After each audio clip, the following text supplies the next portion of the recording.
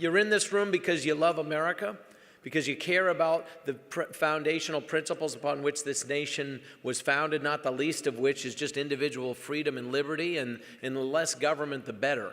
And again, government serves a viable purpose and a constructive reason for existing, but at the same time, it has run amok in many respects at both the federal and at state levels. And you all are people who appreciate what its foundational principles were and are intended to be. You're in this room because even among the many who appreciate such things, you're willing to put your treasure where your thoughts are. And so I'm grateful to you. And I hope you have enjoyed your time here. I hope you encourage one another. I've got a few minutes to speak. We're going to take some questions as well. And I think there's open mics somewhere that will be possible. So if you have a question about something that I say or don't say or that you'd want my thoughts on, I'm happy to do that. We've got 30-plus minutes between the combination of thoughts and follow-up questions.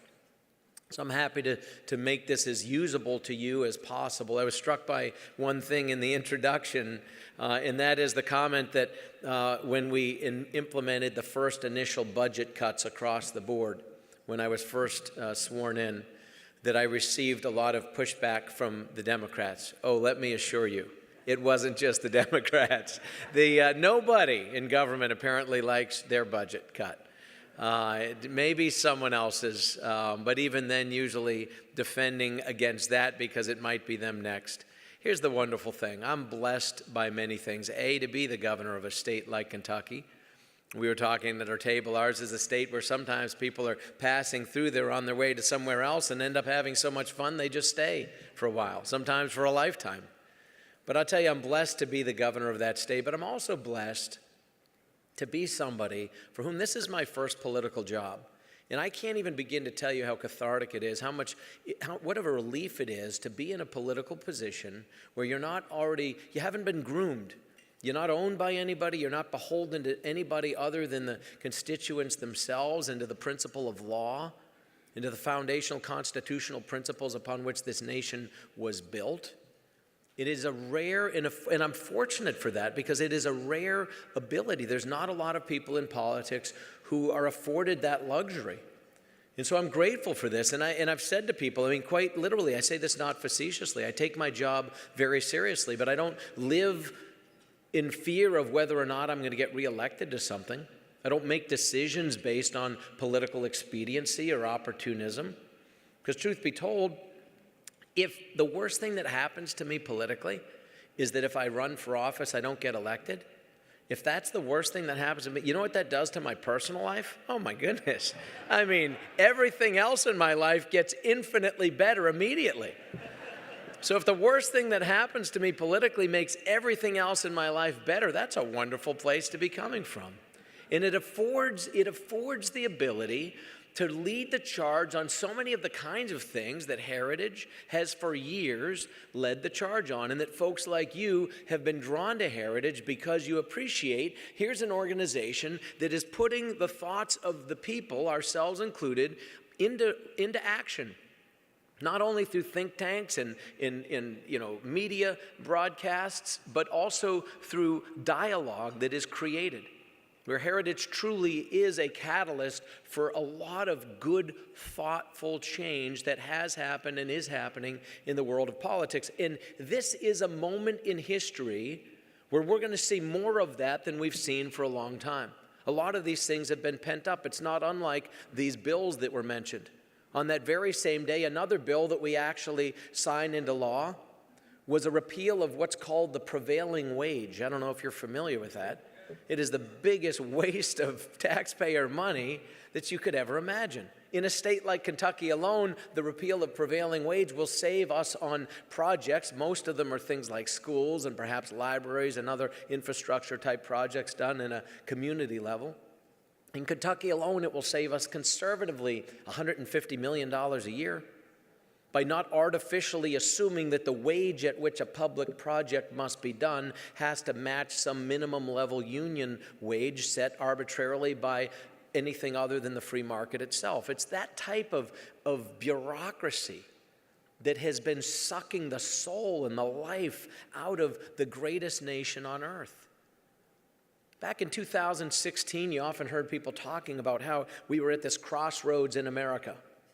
But I kid you not, I've said this and I mean this. I truly don't think we had that many options. Crossroads implies you have a lot of different potential directions. We were at a fork in the road. We really were. We still are. And if I impress upon you nothing else, I hope it would be this.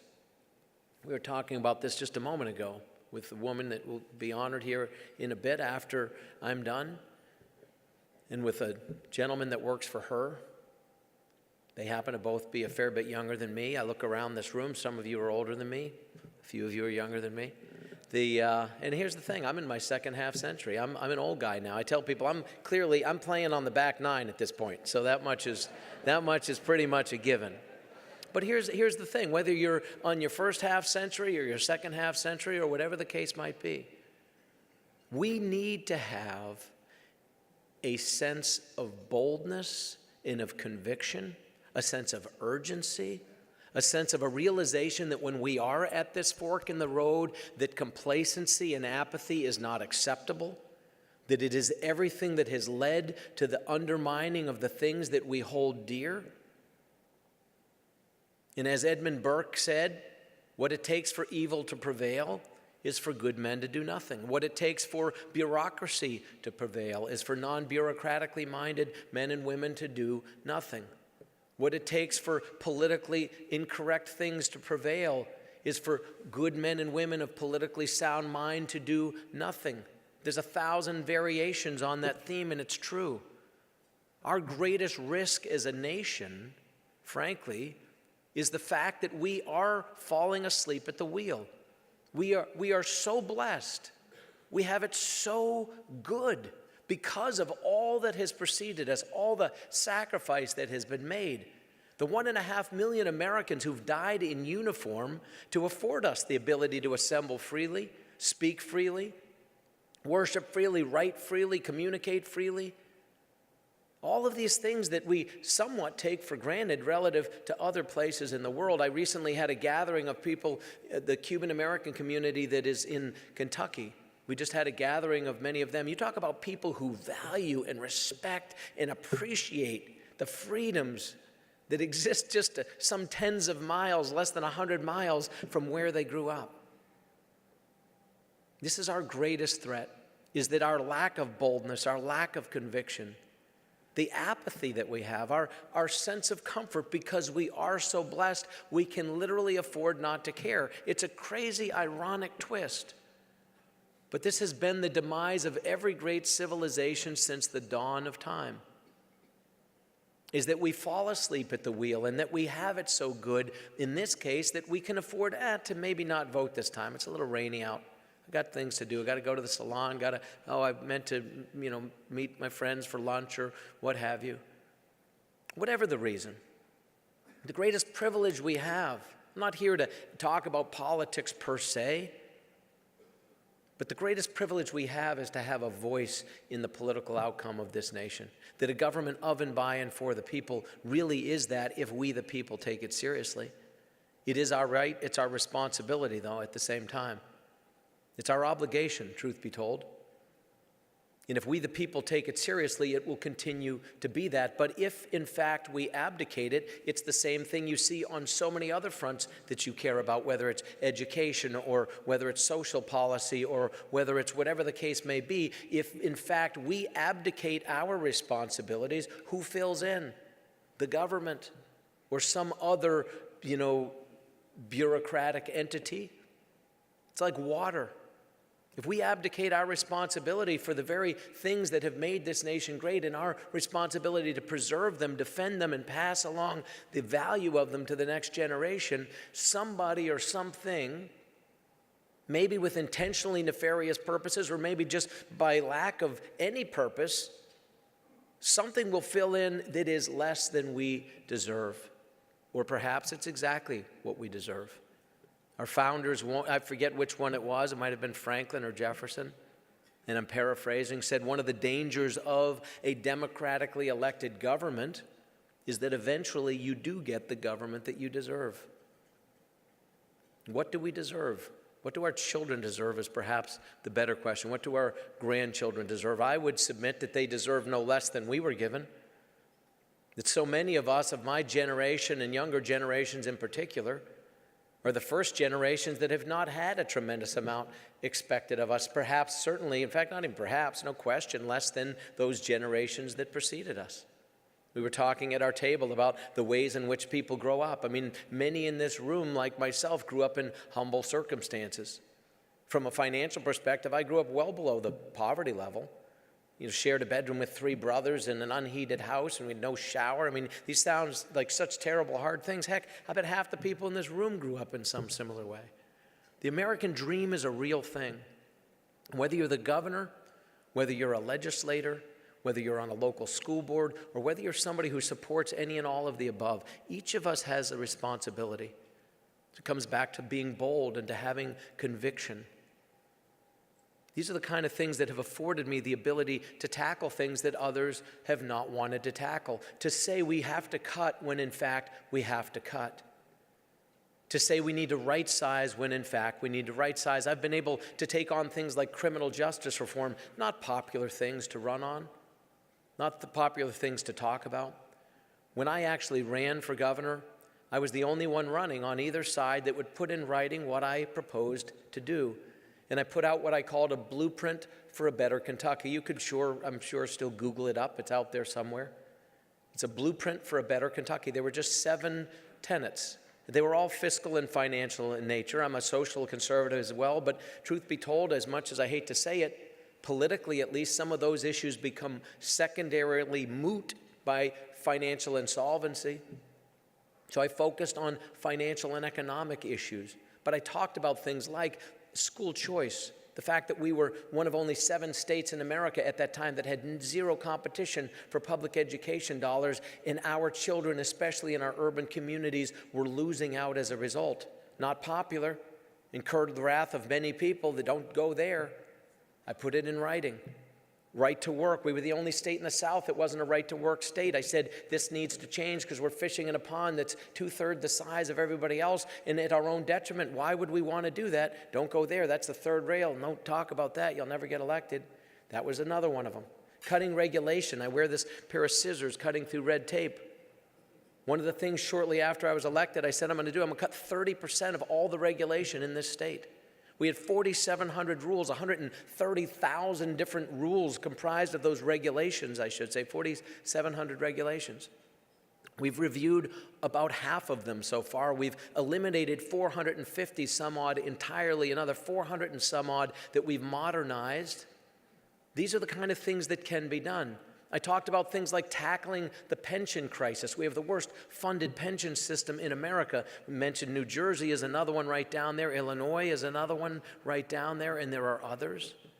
This is a $5 to $10 trillion problem in America, and it has been ignored by people at the state and federal level for years. There is no PBGC equivalent, a pension benefit guarantee corp that would stand in and say it's already broken, it needs to be disbanded. No, the myth, the lie gets perpetuated. People continue to be promised things that they're never going to get because there is no money to backstop it.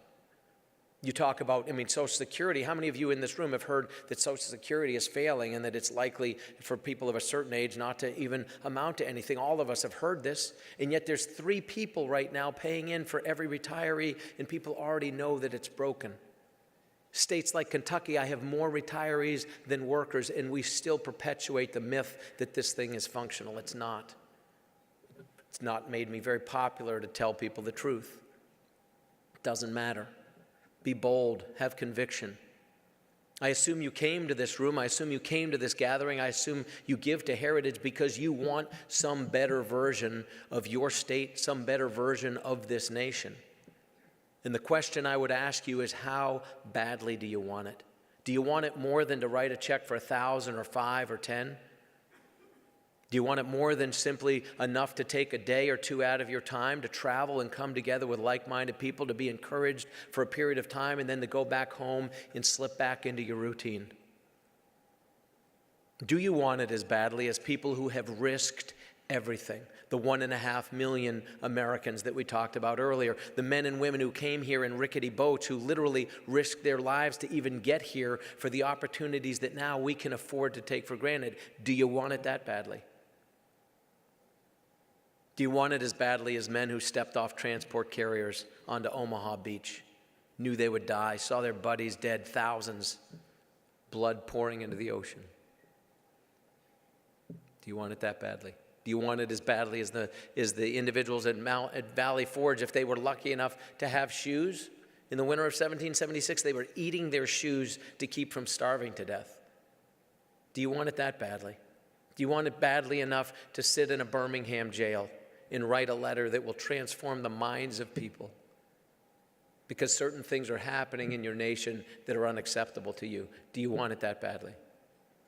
There's any number of iterations of sacrifices that have been made. I was talking earlier about the fact that the vast majority of us, just by nature, are more sheep-like. But we need shepherds like never before. We need men and women from our ranks of all generations and all ages to step up, to rise up, to be bold and powerful.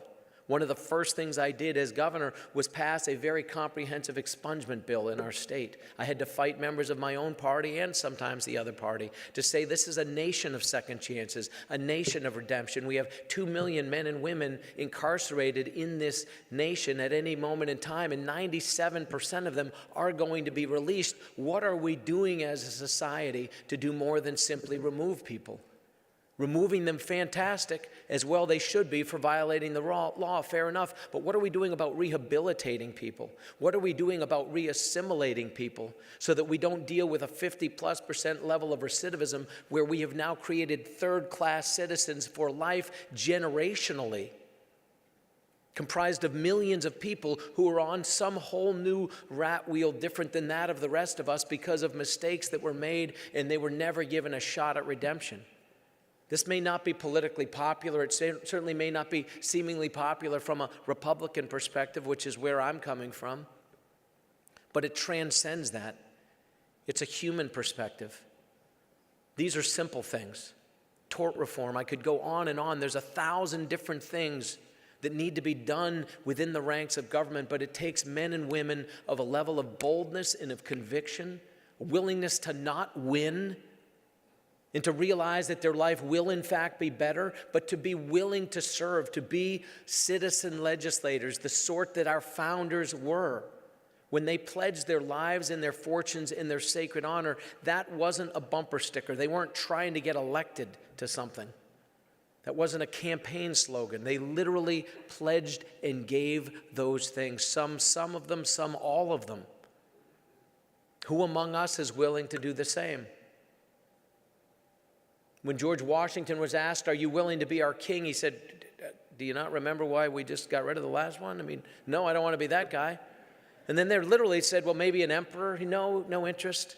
"I want to go back to my farm." And he did. He went back to Mount Vernon. And then in a hot, sweaty, steamy summer, after much back and forth and up and down and fits and starts and almost fragmenting this very thing that in its nascent form was trying to become this noble experiment that we've all been blessed by, this group of individuals decided, you know what, we need to form this more perfect union of the types of which you all know.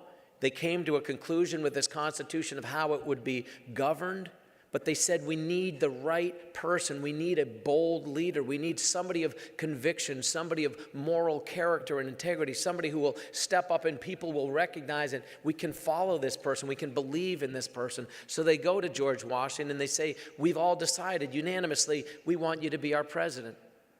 And some of you are probably familiar with this. You know what he said? He said, "Have I not done enough for my country?" Indeed, he had, in many respects. I'll close with this. There's not one person in this room, not myself, not any one of us, who could say with a straight face or ask, "Have I not done enough for my country?" There's not. Not one of us, not one person in America who could say that. If there is not one person in America who can say with a straight face, "Have I not done enough for my country?" then that, to me at least, and I hope to you, is a fairly compelling argument for the fact that we need to do more. We need to do more.